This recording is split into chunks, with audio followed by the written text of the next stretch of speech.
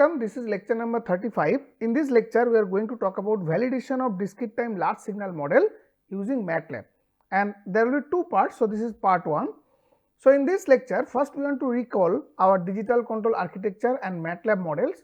Then we want to show steps for simulation using MATLAB detailed switch models as well as discrete time large signal model, and then we will show MATLAB codes as well as the step-by-step method for model validation, and finally we want to show some validation case study using a buck converter. So, here I want to show the overall plan for MATLAB based validation.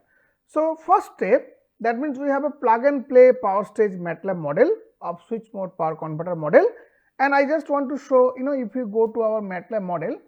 So, this is the MATLAB model and this is a power stage model, and I am talking about this model where we have plug and play MATLAB model. So, this is the power stage model.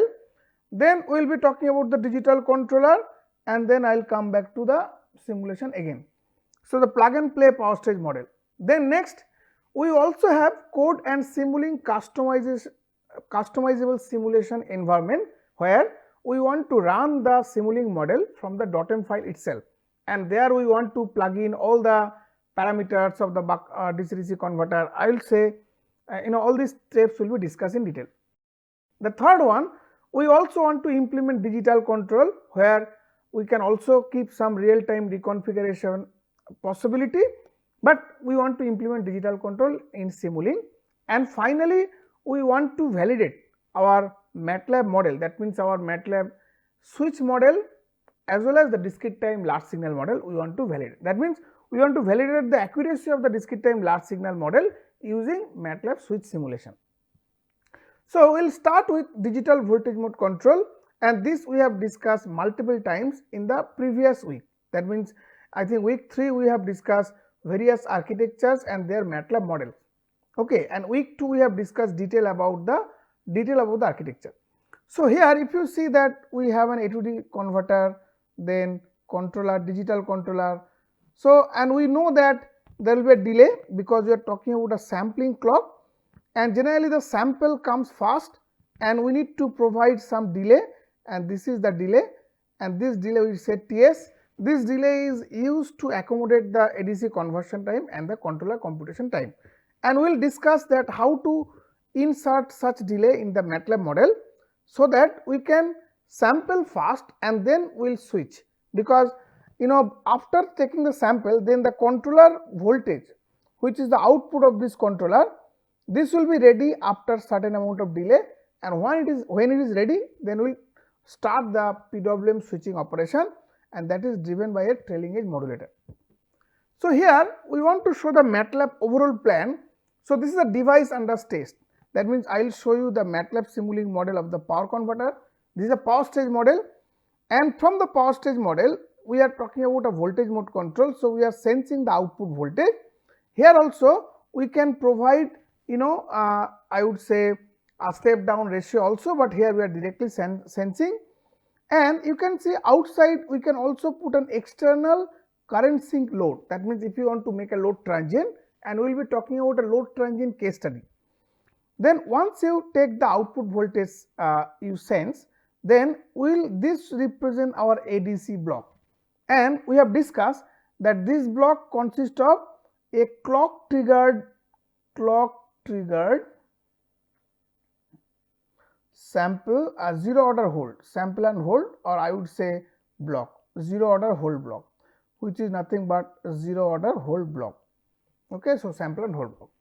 Then after you get the sample voltage, and this clock will be using the sampling clock which we have discussed. So, we will first sample, then we will get the output voltage sample here.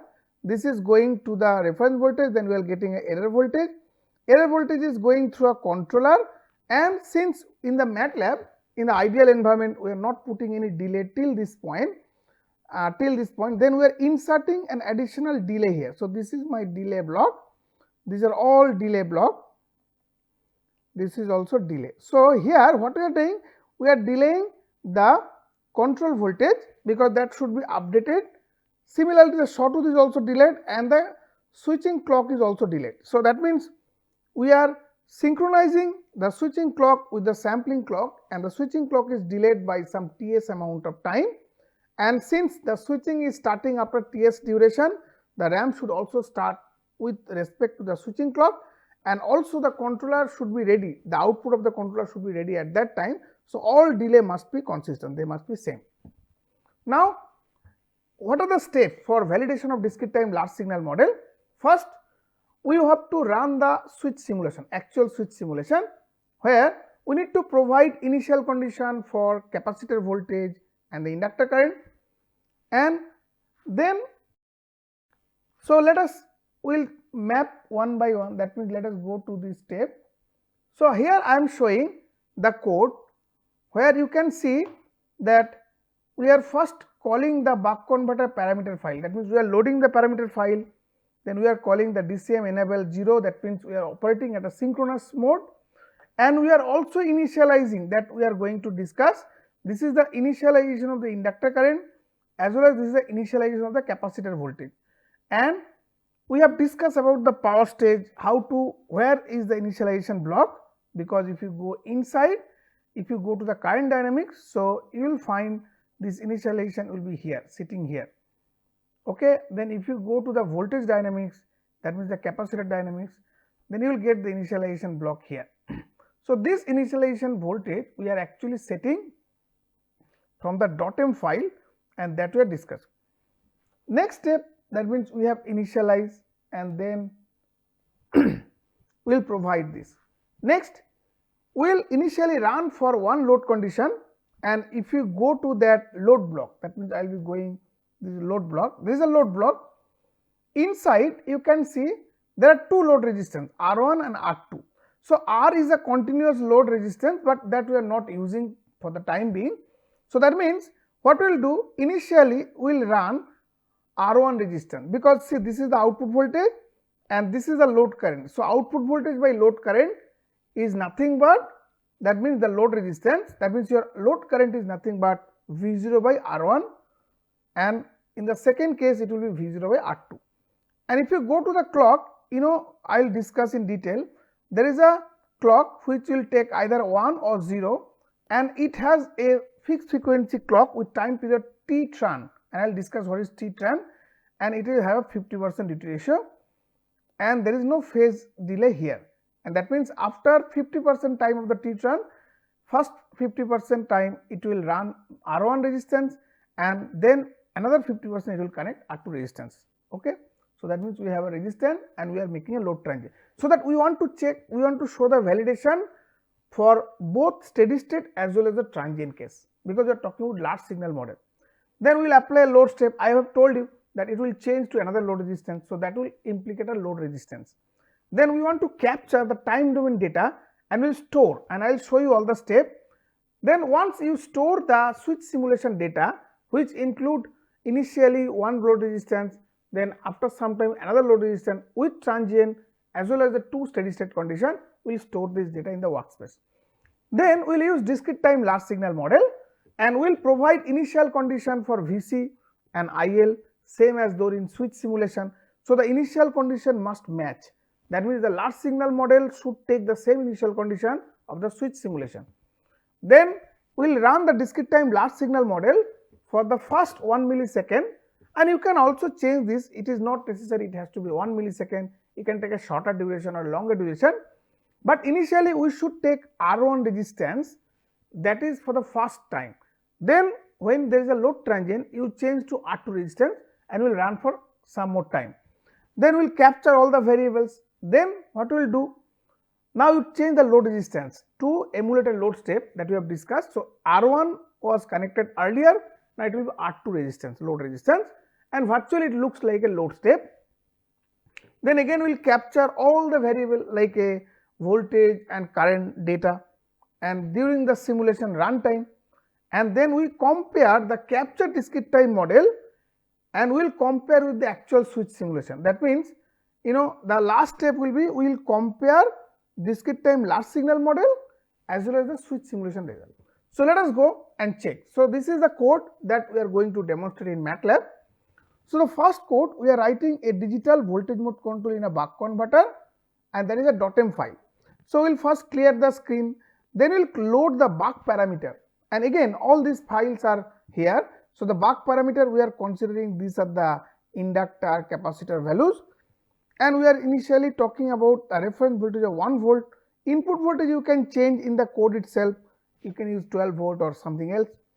Then we are putting DCM enable 0, that means it is in the synchronous mode, that means the current can go in the negative direction. Then initially N tran is the number of cycle. So, first 500 cycle it will run N1 R1 resistance, that means if I talk like this, so I would say this duration is the N tran into T, where here it is the number of cycle and this time your R1 resistance was connected and this time your R2 resistance is connected and you are taking 50%. So, this duration is also N tran into T. So, that means the total duration from here to here will be twice N tran into 2 into T. Then we will start the simulation and then we will run for the total T tran time, which is the sum of this. This is my T tran time. Okay, we run this case. Now, we are setting some controller value, but again we have not yet discussed the controller design. So, we want to first show for a given set of controller how can we validate the model. Initially, we are considering load resistance R1 to be 1 ohm. Since Vref is 1 volt, so 1 volt by 1 ohm is the 1 ampere load step for the initial case. Then we are changing the load resistance from R1 to R2, and R2 is 0.05 ohm. That means if you divide, that means R2 is, we are taking 0.05 ohm. So, then what will be the load I02? It will be Vref, or I will say V0 by R2, and if the voltage is regulated at 1 volt, it will reflect, it will actually represent like a 20 ampere load change.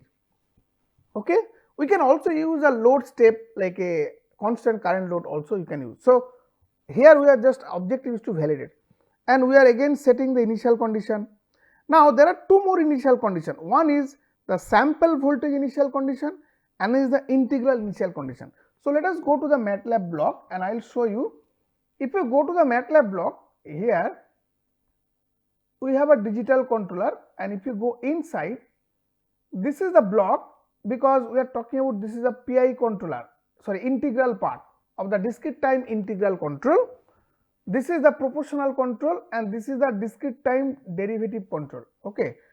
So, if you go inside this block, you will find something like a V integral, because you see this part is un plus un, this is the un, that is the output of the integral control, ui of n, that is the integral with nth interval, that value is equal to its previous value, that means ui n minus 1 plus ki into error voltage. Okay, that means we will discuss this. This is the discrete time integral gain, and then this is our discrete time derivative gain, which what is that? That will be kd into VEN, which is that the running sample error voltage minus its previous value, and if you go inside, we can also initialize, but here we are setting simply 0. The another part I want to say, if you go to the ADC block, that means this block, inside this block if you go, you can see there is a 0 order hold, but it will only enable whenever the enable, it should be enabled, and it will capture the signal at the rising edge of the trigger signal. Okay, and if you go inside output of the 0 order hold, this like a register, and here we are initializing VS initialization. Okay, so we have explained all the model part here, and let us go to the presentation. So, here next we have discussed that this is our overall I would say the Simulink block, and we are running the Simulink file from the .m file here. That means if you look at the .m file, so this is the .m file, we are running through the simulation file. Then once you run, this will actually all the result, time domain result will be stored in the workspace. And you say there are many channel 1, channel 2, channel 3, channel 4, channel 5 and channel 6. There are 6 channels are there, and for each channel the time is common. So this is like channel 1, channel 2, like that. So time will be 0, then there can be first step delta t1, the second can be delta t1 plus delta t2, because if you are using a variable time solver, each step can vary. So like that way it will go. Then channel 1, if you take this to be inductor current, for example, so it will show the values of the inductor current at that time instant. Similarly, if you take, let us say here we are taking capacitor voltage, so it will be VCT. So all these value, so that means in this vector you will get first is the time vector, that's why it is written, that means that t equal to Buck result, which is that the file name, that is the name of the workspace that where you are storing, it is a structure, it is a structure in time. So you will get a structure. In this structure, if you first access dot time, so it will take the time vector, so time vector. Then you have a structure which will be dot data, and this data depends what is the size. So if there are like it run for totally 20,000, let's say, data point, that means the vector, that means I am telling the length of time, let us the time length is 20,001. Then since there are 6 channel, what is the data vector length? X. So x here in this case, which is here, it will be dimension will be first, that means 20,000 into 6 channel. So you have to take one channel and then you will get the whole data of current, whatever you are coming. Okay, so like that way you will get, and then once you take all the separately, if you call that output voltage, capacitor voltage, sample voltage, inductor current. So inductor current is the first channel, so it will take the first channel and take all the data here, like that it can capture. Then we will have a plot comment. Now the next step, this is the simulation result I just showing. So this is coming from a switch simulation, and the same thing we are talking about the sample voltage here, sample voltage, output voltage samples, because this is a sample voltage. So you can see there is a slight delay, and I will be showing the case study. Then we have to match the discrete time large signal model. So what are the steps? In the discrete time large signal model, we will not close or clear the file. We may simply clear the I would say just the window command prompt, but we should not clear anything on the workspace. Then we will call the Buck parameter. This part you can in fact disable, because this part will be common, it will be taking from the switch simulation. Okay, and then next step I will go, it will take a discrete time model matrices, because any discrete time model you need on state A matrix, off state. For buck converter, synchronous buck, if you assume that RDS on for both high side and low side is same, so we are taking these two are equal. And what is this? This we have discussed that it is minus RE plus alpha RC divided by L minus alpha L alpha C minus alpha by RC, and this is exactly what is the Rn, and R of equal to Rn for this case. And B matrix, when the switch is on, it is 1 by L and 0, and when switch is off, it is 0. And then Cm is the output matrix, which is the output matrix, it is alpha RC and alpha. Okay. Next, it is continuing. So we are also giving the initial step, it is taking from the previous value, because we have defined this in our switch simulation. So it has to take the same initial condition. Then it will create a vector. Then the sample voltage is nothing but the output matrix into xn state vector, and xn state vector initially loading with the initial condition. So it is a sample voltage. So the sample voltage can also like a V cap. Another sample, it is the initialization of the sample voltage. This is the output sample instantaneous value, and this is the initialization which it can take V cap dot n, and then we are setting the integral that we are setting 0 there. So again the error voltage can also be defined, and so on scaling. So I am not going to explain each and every step, but now we are plotting time versus the first vector, which is the inductor current, and the sample is that which is the output voltage. So here So, here we can take, and then what will happen? Once the matrix are defined and that based on the load resistance, then it will run the loop, which is a buck discrete time dynamics. So, this is the model and the detailed code is there. It will enter into a loop and it will run from, that means totally n turn number of cycle it has to execute. So, it will start from 0 to n turn minus 1. Okay. So, that is what exactly. Then it will compute all these value control parameters, everything it will compute. From there it will compute the duty ratio, which is the V controlled by the VM. VM is the sawtooth that VM. Okay. So, this is the VM and this is the control voltage Vcon. Then we can compute the duty ratio, right? Because Vcon is to VM is the ratio, if you take, it will be the duty ratio. Okay. Because we know that duty ratio expression is nothing but Vcon by VM here.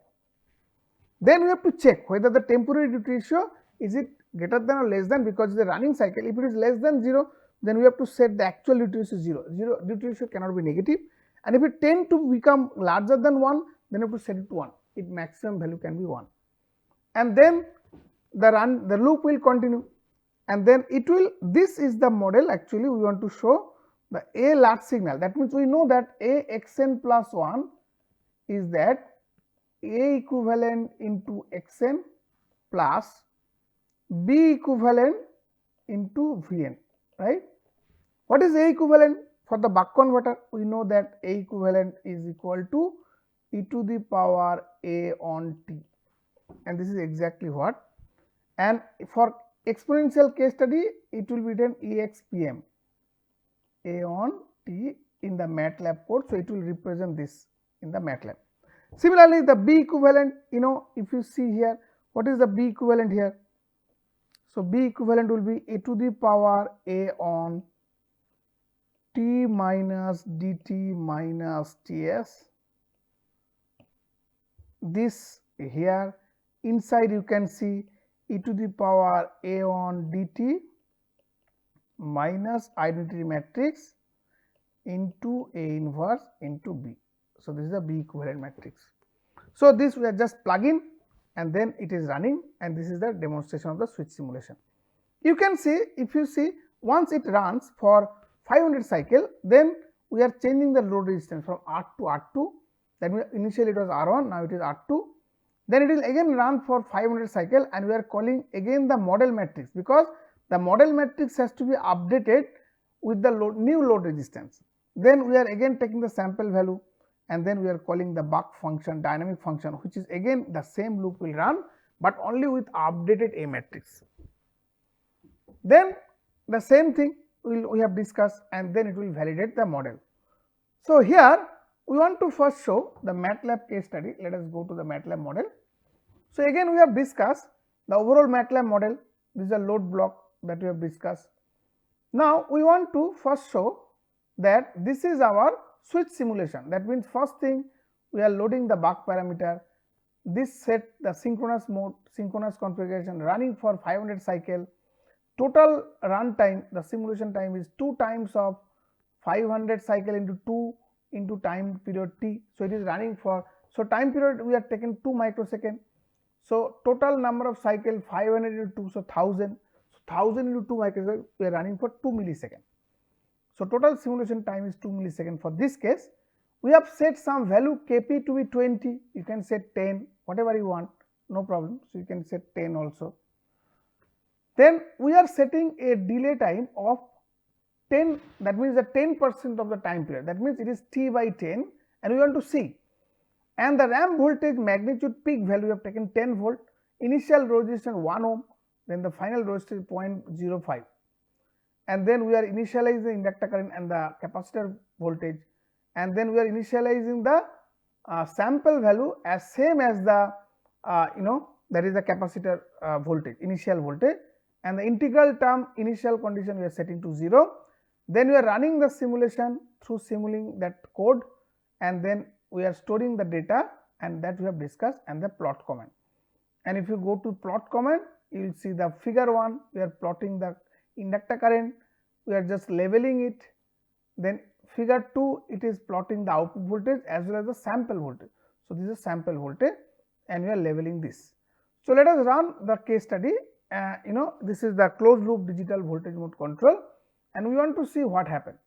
So, here I have shown it is just switch simulation and I just want to show that from the very beginning that we are first running the simulation and the simulation start with sample. That means we first sample and then we will go to, I would say the switching action. That means if you go to the simulating model, I want to show you that you can see here that since it is sample, so it is using this sampling clock, there is no delay. That means the clock is the time period t, which is the time period switching period, and we are taking the uniform sampling.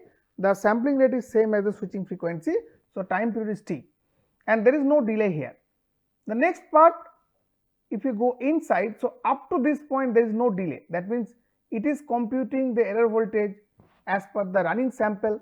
Then if you go inside, it is actually discrete time integral control and this is the discrete time derivative control, and we have already discussed this, and this is a discrete time proportional control. And then if you add up, then you will get a PID controller output, and this output is going. Now we are delaying. If you go inside, we are delaying by Ts amount of time, and I told you the same delay should be applicable for the RAM, and for the clock the delay is set here. So you can see the delay here. So that means all the switching clock is a delayed version of the sampling clock, which is the time period is same, but the Ts amount of delay. RAM signal is also delayed, and then the output of the PID controller is also delayed. Now we have shown the case study. So in this case study, that is what it is reflected. So if you initially sample, then it is coming. So it is getting updated at every 2 microseconds. You see 0, 2, the samples are updated, but the switching is happening little later because we are switching. Then if you go to the transient case, you can see that this is where the load transient is happening. Okay. Next, we want to run the discrete time model. So you go to the discrete time large signal model, and since we are using the same controller gain, so you just commented this line, and let us run the case study. So if you run it, then I want to show that, let us go to the output voltage plot first. So output voltage plot, if you go, you see our discrete time models are derived between two subsequent samples. So every time whenever we are sampling, it is exactly matching with the discrete time model and the sample values are matching perfectly. Okay, that means they are matching perfectly, and you can see that it is taking the identical voltage, so they are perfectly matching. Okay, same thing is happening even during transient. You see that during transient they are exactly matching. That means the sample which is captured through switch simulation and the discrete time model at every sampling instant, they are identically matching. Okay, that means the model is perfectly valid, and you can see there is a, so if you go to the inductor current waveform, I want to show that if you take the inductor current again, if you run through this, you see it is matching from the very beginning. That means it is matching like this every cycle, and the switching is actually happening after some delay. That means, we have discussed that if you consider interval 2 sampling with a Ts amount of delay, so it is delayed, and this delay amount we have set to 20 nanoseconds, 200 nanoseconds. So you can see 0.2 millisecond means 200 nanoseconds. Sorry, here we have taken, sorry, our time period is actually time period is 2 microsecond. So that by 10, so 200. So it is 0.2 microsecond. So it is 0.2 microsecond, that means 200 nanosecond. Yes. So it is that perfectly matching, the inductor current is matching perfectly. So that means what we can say that our investigation, that means the matching is perfectly happening. So in summary, we have recall, we have discussed the digital control architecture, particularly voltage mode control architecture and MATLAB model. We have discussed the step for simulation using MATLAB detailed switch model and discrete time large signal model. Then MATLAB codes and step-by-step method for model validations, those are discussed, and we have also considered some simulation case studies using a buck converter. That's it for today. Thank you very much.